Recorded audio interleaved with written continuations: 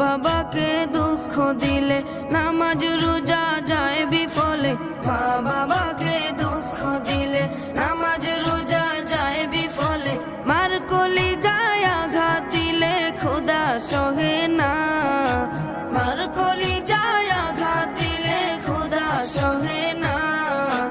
আল্লাহ নবীজির দয়া তারা পাবে না। হায়রে আল্লাহ নবীজির দয়া তারা পাবে না।